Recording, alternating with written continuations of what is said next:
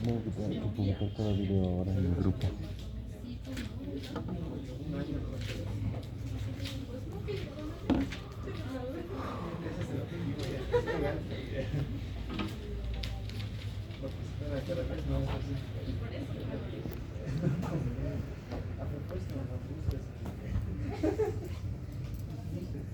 Bueno, continuamos entonces.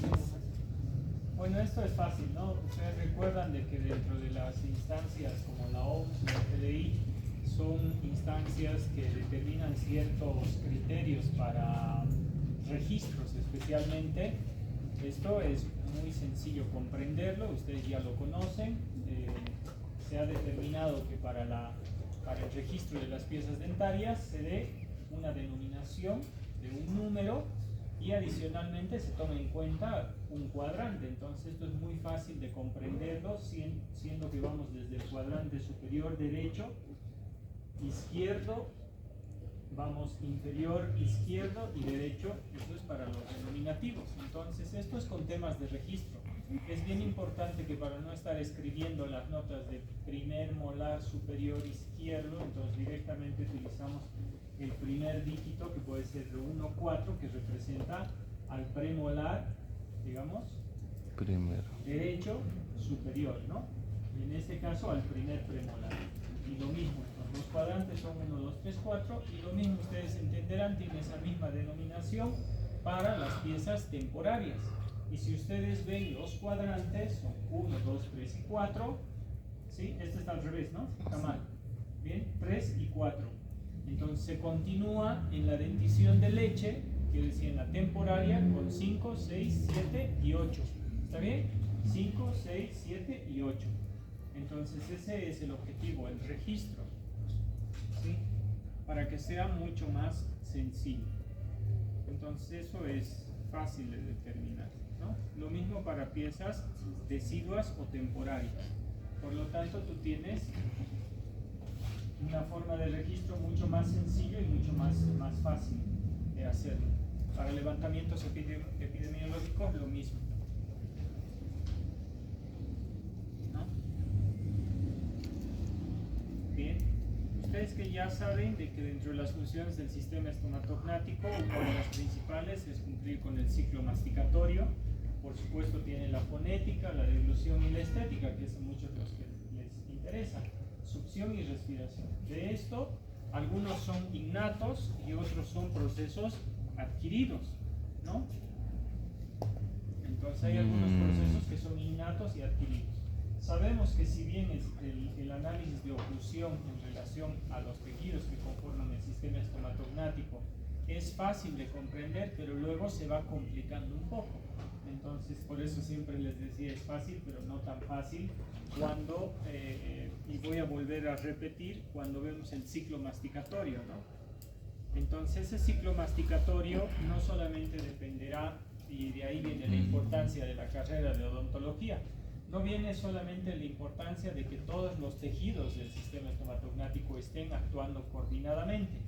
¿Cuáles eran los 4 componentes que hay que analizar? Principalmente, quiero decir, son 4. Ya, no, está bien, piezas dentarias, pero ¿qué sector? Tercio.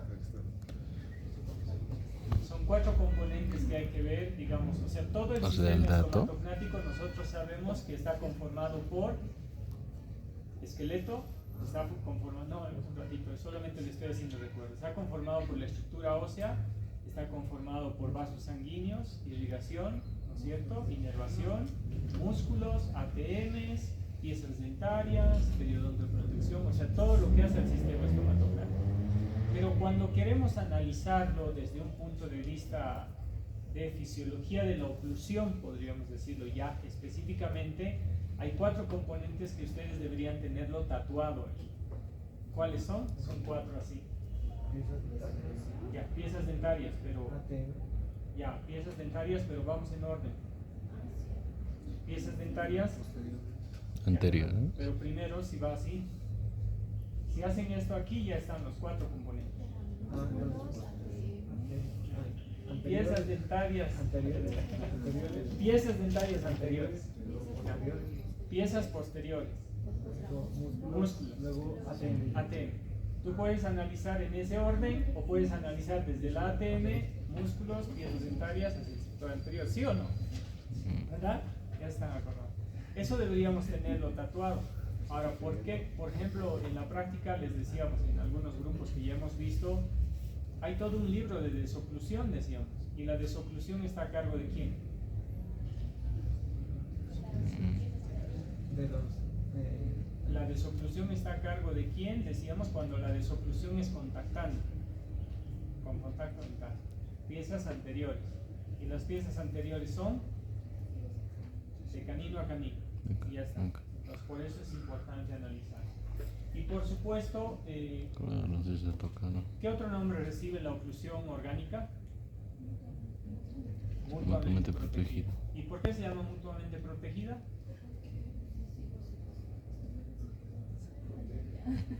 ¿Sí? Los anteriores protegen a los posteriores en el corte y los posteriores protegen a los anteriores en la o durante la trituración, ¿no ven? Entonces, eso no tienen que olvidar. Decíamos que si bien, digamos, la mejor oclusión depende de, o mejor dicho, la oclusión orgánica es uno de los mejores esquemas oclusales que hay y al cual deberíamos nosotros llegar, que es esa oclusión mutuamente protegida. Y aquí hay otro concepto más, por eso les decía, tenemos que entender todos los sistemas, o mejor dicho, todos los tejidos que conforman. No es lo mismo decir oclusión mutuamente protegida que decir oclusión mutuamente compartida. ¿Por qué? Porque el mutuamente protegida es que las piezas dentarias anteriores, que vamos a ver más adelante, protegen a las posteriores y las posteriores protegen a las anteriores. Eso es mutuamente protegida, solo entre dos. Yo te protejo y tú me proteges durante una parte del ciclo masticatorio. ¿Sí? La mutuamente compartida quiere decir que todas las estructuras compartirán, ¿sí? Por decirte, compartirán todo el proceso de la eficacia masticatoria. ¿A qué me refiero? ¿Recuerdan que las piezas dentarias soportan la carga oclusal? ¿Sí o no? Todas soportan la carga cuando mastican fuerte, ¿sí o no? ¿Sí? ¿Y quién soporta eso? El ligamento periodontal. Entonces, cuando hablamos de oclusión mutuamente compartida, es pues que el ligamento periodontal a través de las piezas dentarias comparten y distribuyen las fuerzas. Que cuando apretas la ATM acá también comparte, los músculos comparten, o sea, ya más tejidos se involucran en eso. ¿Me entienden?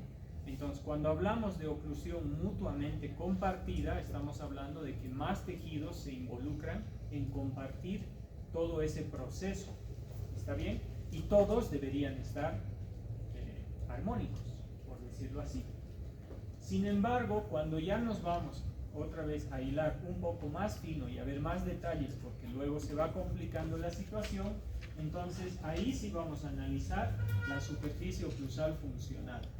Y se dice, ¿y dónde se va complicando? Por ejemplo, que la altura cuspidea, ¿cuántos grados de angulación tiene una cúspide? En anatomía dentaria están llevando eso. 45, ¿no? ¿Cuántos grados de angulación tienen las cúspides dentales? ¿De cuánto a cuánto van? ¿Ah? 45. ¿No? 90, 100. Le voy a reclamar al doctor Rick. ¿No? Hoy mismo voy a subir y voy a decir, ¿cómo llevan o no llevan altura? ¿No ven? Técnicamente ¿Qué es eso? no especializado. Solo por ¿facetas? Parece un surco. ¿Cómo se llama? Tienen nombres, ¿no? ¿Cómo? ¿Facetas armadas? ¿Cómo? Surcos suplementarios, no sé. No, porque aquí hay una, ¿no? Esta es distinta a esta y a esta. A ver, ¿está hablando de las caras o de las ¿No? rayas? Bien. No, solo por molestar. Entonces, hay mucha relación para algunos autores, por ejemplo, de que la altura cuspidea tiene influencia, porque nosotros vamos a hacer lateralidad, ¿sí o no? Y tiene que haber un desengranaje precisamente ese desengranaje, ¿cómo se llama? Desoclusión, ¿no? La desoclusión. Entonces la altura cuspidea puede ir entre 20 a 30 grados, ¿sí? Entonces ustedes, por ejemplo, cuando vean la altura cuspidea, generalmente van a tratar de devolverle la anatomía, ¿sí o no? Entonces tienen angulaciones que van de 20 a 30 grados, en algunos casos 15 grados, podría bajar, y cuando hay desgaste o pérdida de estructura, estarán por debajo, pero eso ya será fisiológico, ¿no? Entonces hay que ir bien, ¿no? Bueno, hay que ir considerando. Entonces lo que decíamos, lo que llevábamos en colegio y lo que se va complicando es, el ciclo masticatorio es este, ¿no? La acción de cortar y aplastar y triturar los alimentos. Movimientos rítmicos de la apertura, cierre, lateralidad y protrusión. ¿Por qué? Porque el ciclo masticatorio no es un solo movimiento, sino es la agrupación y la función de todos los movimientos que se van a generar. Y el acondicionamiento anatómico aprendido, porque esto es una situación condicional. Recuerdan que ustedes, y esto está programado por los músculos, porque no es la misma fuerza que tú ejerces para morder algo suave que algo duro, ¿sí o no? Pero no lo piensas, o lo piensas. Dices, esto es más duro, entonces tengo que aplicar más fuerza, ¿no? Sino directamente con un reflejo condicionado ya lo vas aplicando. Y precisamente la oclusión mutuamente protegida dice que cuando haces tú un movimiento de lateralidad, por ejemplo, aquí de canino a canino, ¿ven esta imagen? Sí. Contactan los caninos, pero ¿qué pasa con los anteriores? No deberían ocluir. ¿Y qué pasa con el sector posterior? Tampoco debería ocluir. ¿Está bien? Por eso es mutuamente protegida y por eso hablamos de desoclusión. Entonces esto en la acción de cortar debería estar adecuado. Y si por algún motivo en la desoclusión funcionara el premolar más y este otro premolar, que podrían funcionar los tres, ese ya es otro esquema oclusal. A ver, me refiero a que la oclusión orgánica, por ejemplo, es cuando la guía anterior desocluye perfectamente y atrás no hay contacto. ¿Está bien? Los caninos funcionan bien en lateralidad y desocluyen todo.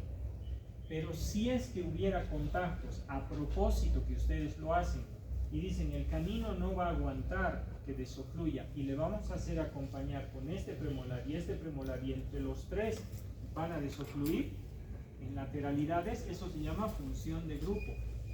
Entonces la función de grupo, que es un esquema oclusal también, se le da porque tú crees que el canino no va a soportar o va a haber problemas y se le hace acompañar con el primero y con el segundo premolar. Entonces entre tres desocluyen mejor, pero ese esquema oclusal solamente se elige en algunos casos. Para mí solamente hay, o solamente debería haber, a lo cual nosotros buscamos tres esquemas oclusales. La orgánica, que es la perfecta, a la cual queremos llegar. La función de grupo, que sería, en el sector anterior sí hay una función de grupo porque funcionan los dos centrales con los cuatro incisivos. Y en lateralidad, si es que le acompaña el premolar y el segundo premolar antagonistas, entonces ahí en función de grupo. ¿Está bien? Es un esquema oclusal. Pero eso se lo hace por algunas razones clínicas que ustedes van a tener que tomar esa decisión. Y la tercera sería la balanceada bilateral.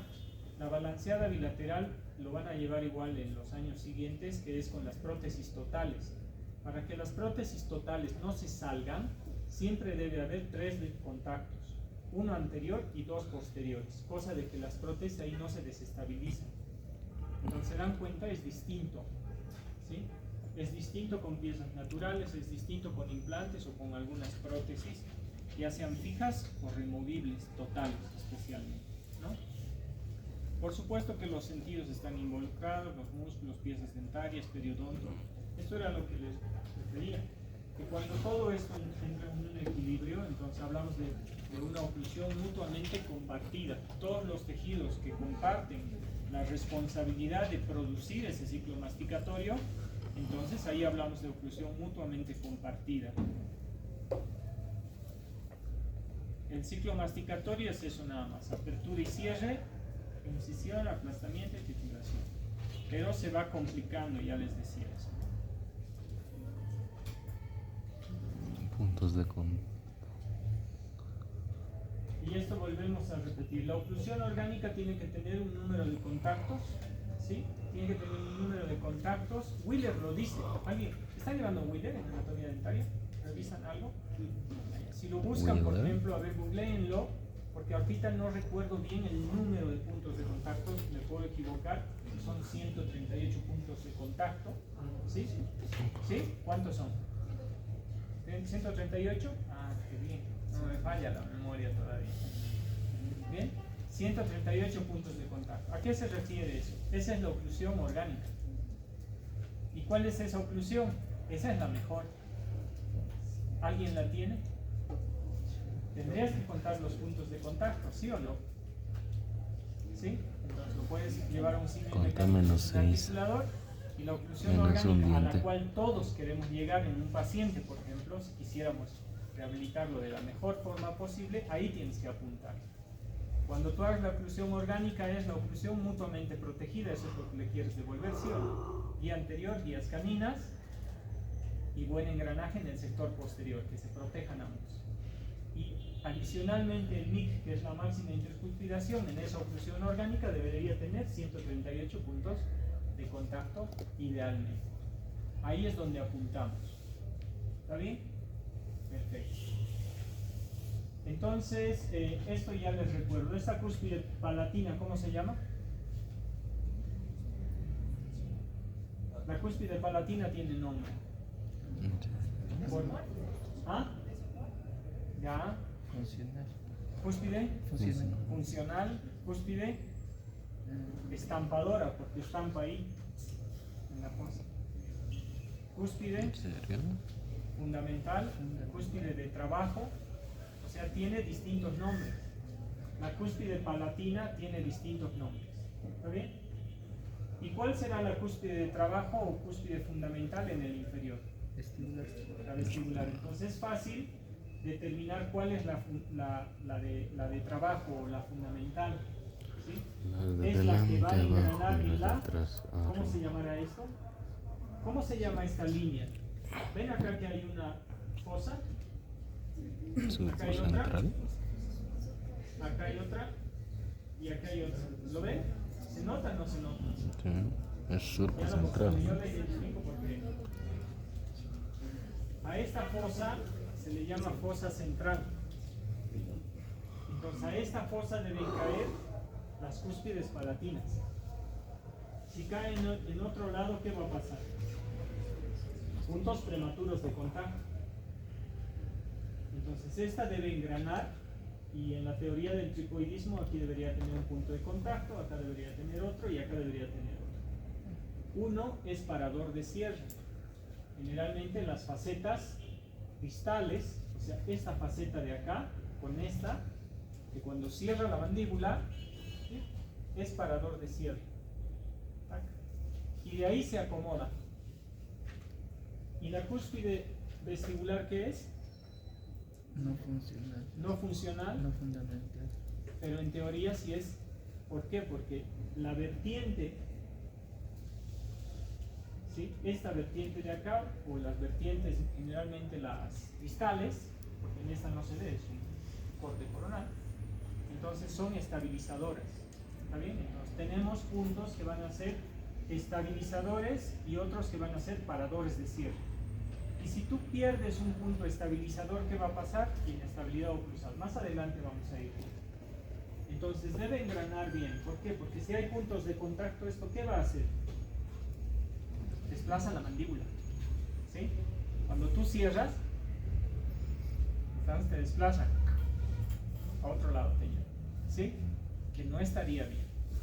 Entonces, cuidado cuando devuelvan piezas dentarias o reconstruyan piezas dentarias, no devolver como eran, porque si no va a empezar a deslizar.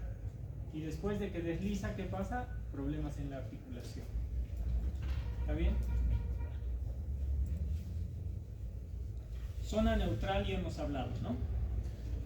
Entonces, la zona neutral es una zona donde idealmente deberían estar posicionadas las piezas dentarias dentro del arco dentario Y obviamente está relacionado con los músculos orbicular de los labios y los buccinadores y la lengua. Esto ya lo hemos hablado y lo vamos a repetir en la parte práctica, así que y sirve para ortodoncia especialmente, ¿no? Eso es. Muy bien. Los músculos, por si acaso, igual influyen en lo que es el ciclo masticatorio. Y recuerdan las angulaciones. Esta angulación que te da en sentido medio lateral, ¿qué curvatura es? La curva de Wilson. ¿Sí? Y la curva de Wilson tiene dos objetivos, ¿no? Que la lengua empuje el bolo alimenticio hacia la superficie oclusal funcional, por eso esta cúspide está más alta que esta.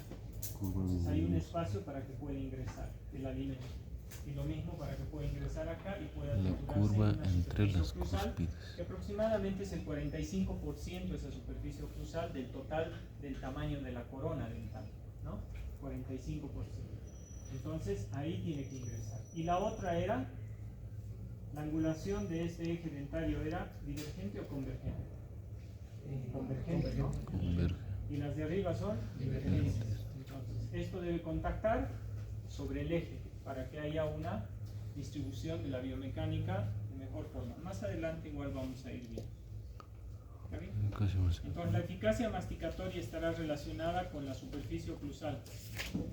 Entonces, ¿cuánto de altura cuspide ustedes van a devolver, ya sea en prótesis? Han visto que los dientes, bueno, van a ir viendo que dentro de los dientes ¿Cuánto de mide stock, pues una cúspide? las cúspides son más bajas. Estamos hablando de 15-20 grados. Cuando algunos pacientes tienen cúspides mucho más altas en angulación, estamos hablando de 30 grados de angulación. Me refiero a esta angulación que se forma, ¿lo ven? Entre esta y esta cúspide. Entonces acá tenemos 30 grados aproximadamente. Cúspides bastante amplias. Y esto tiene que ver también relacionado con lo que es la guía condilia y la guía y la trayectoria condilia, ¿no? Eso también lo vamos a ir viendo más adelante. La eficacia de la masticatoria también se da por la influencia de la lengua, los tejidos, decía, limitación en las fuerzas masticatorias, dinámica del movimiento, fuerzas que puedan desarrollar los músculos, las fuerzas que puedan aceptar las piezas dentarias y la magnitud. O sea, son todos los criterios que, digamos, se consideran para determinar una eficacia masticatoria. ¿Ustedes creen que cuando pierdes piezas dentarias, por ejemplo, una persona que no tiene piezas dentarias tendrá la misma capacidad de fuerza muscular que cuando tenía antes? La tonicidad o el tono muscular se pierde, por si acaso. Entonces, los músculos no tienen la misma capacidad de generar la misma fuerza que generaba en el momento, ¿no? Solamente estamos viendo igual varios datos para entrar ya al tema de fisiología de la oclusión que vamos a hablar en la próxima clase. Lo mismo, ¿qué puede afectar? ¿No?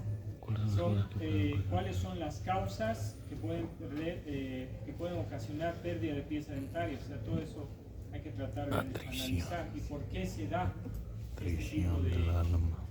Puede darse, por ejemplo, la atrición que habíamos mencionado antes, es el desgaste fisiológico que se da en las piezas dentarias, entre comillas fisiológico, ¿no? Porque también hay patológico.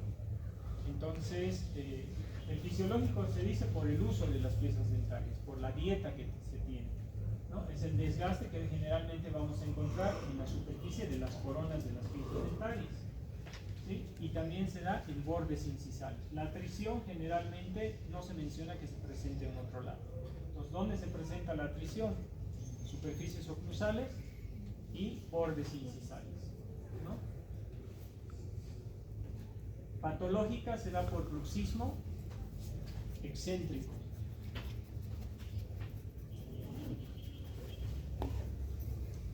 Y ahí hay un montón, ¿no?, de imágenes que te pueden dar. Que puede deberse a parafunciones. Aquí ya se puede ver la cámara pulpar, ¿no? ¿Sí o no?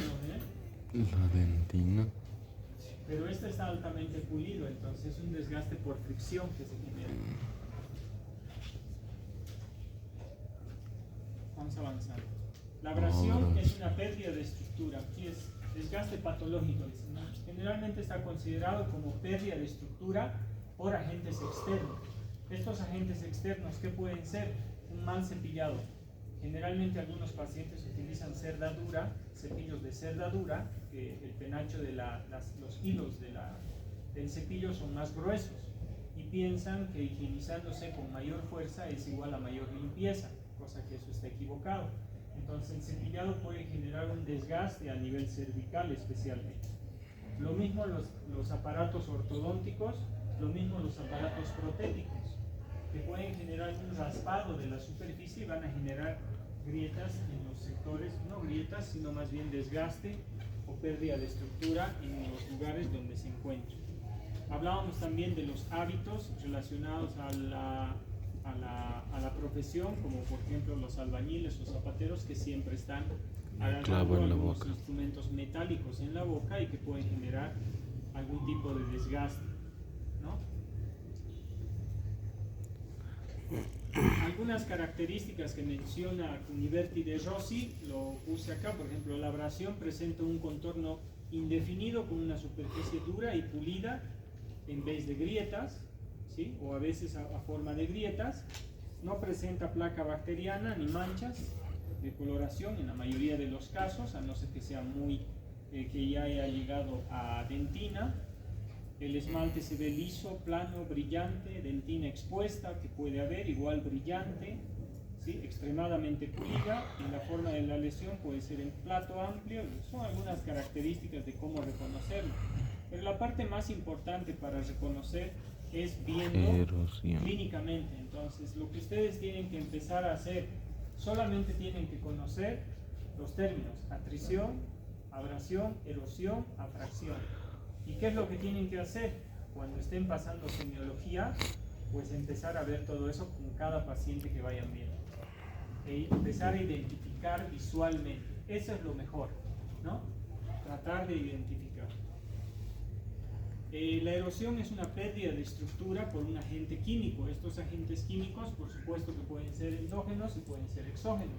Decíamos, los agentes endógenos eran los ácidos biliares.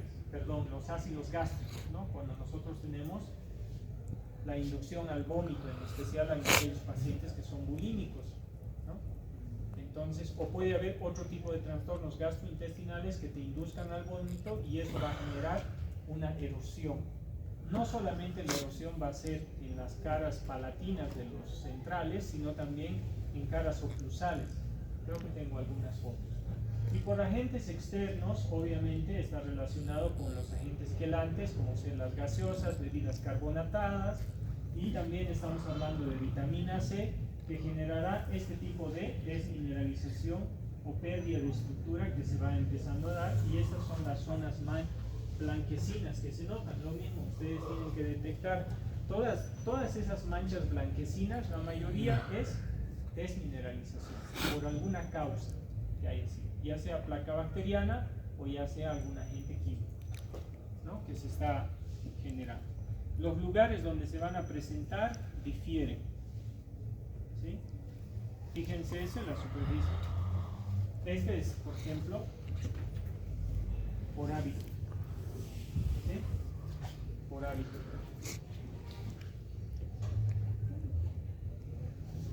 Y se presenta lo mismo de esta forma.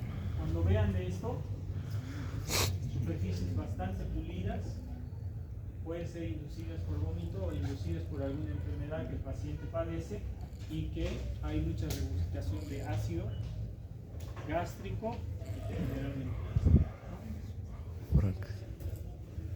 de cuña. La fracción es una lesión en forma de cuña y se da por esto. Cuando esta cúspide no va a la fosa central y va sobre una de las vertientes, va a generar una fuerza excéntrica. Esa fuerza excéntrica que no va sobre el centro del diente, que nosotros le llamamos fuerzas axiales, debería caer sobre el centro del diente, la fuerza, va a hacer que la pieza dentaria sufra microvibraciones, y esas microvibraciones se va a llevar, o mejor dicho, va a afectar al cuello anatómico del diente, donde vamos a encontrar este tipo de lesiones en forma de cuña.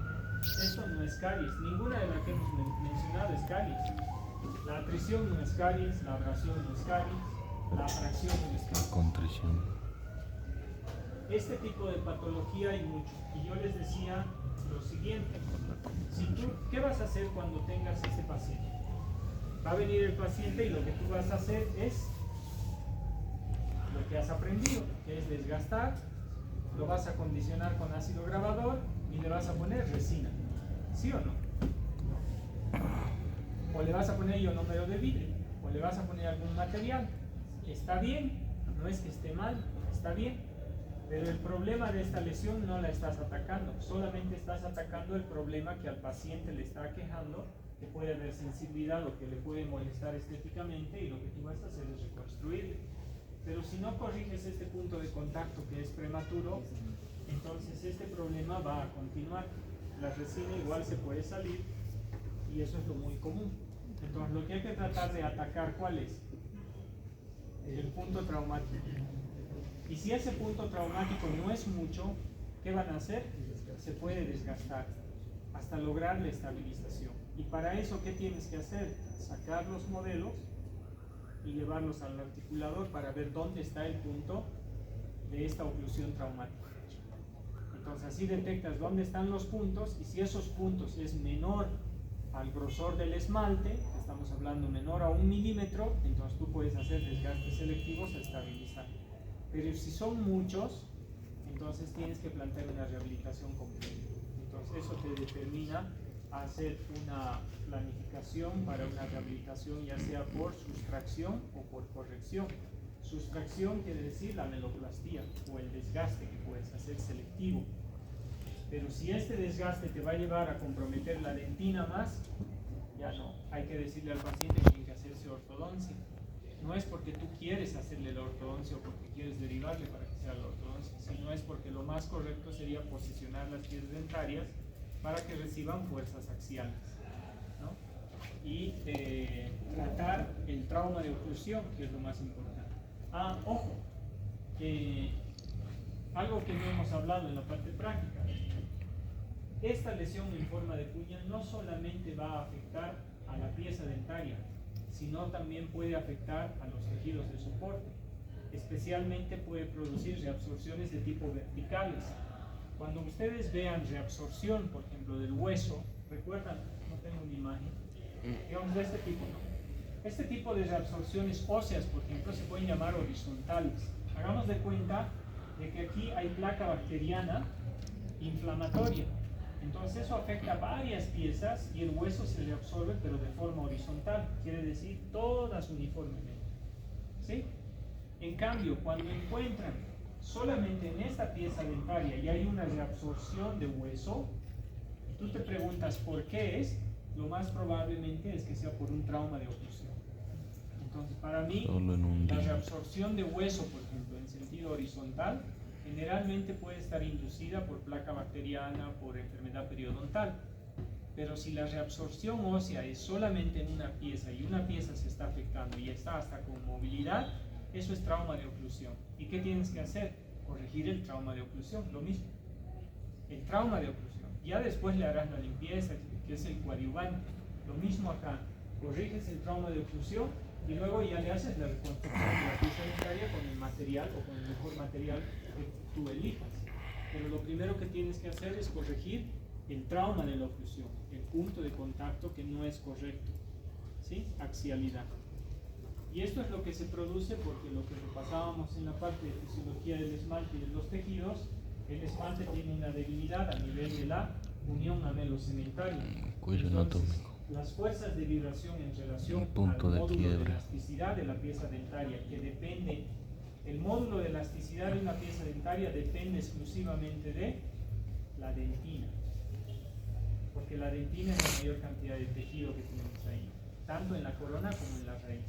Y dependiendo de su hidratación que tenga y de su composición lo más adecuada posible, el módulo de elasticidad estará mejor, ¿sí? Por lo tanto, el esmalte, al ser una estructura altamente dura, si bien le da una resistencia al desgaste, pues le da una fragilidad a este nivel, generando microfracturas, porque el módulo de elasticidad hace que la pieza dentaria vibre. Bueno, ya vamos terminando con esto. Y ahí ven una Ok, B. B. Esto es lo que ustedes tienen que ver y diferenciar en la parte de semiología estomatológica. Semiología es fundamental. Reconozcan cuál es Fisiología 2. abrasión, cuál es atrición, cuál es erosión, cuál es afracción. O pueden estar combinadas. Ojo también, no solamente se va a presentar afracción, puede estar combinada. ¿Se imaginan una afracción más un paciente que se cepilla demasiado duro?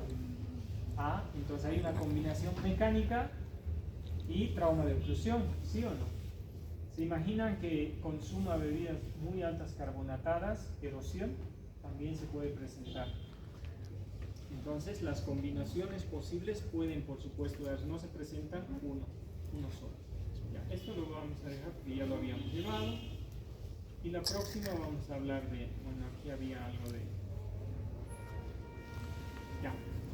Bueno, ya estamos en tiempo. La próxima clase vamos a continuar con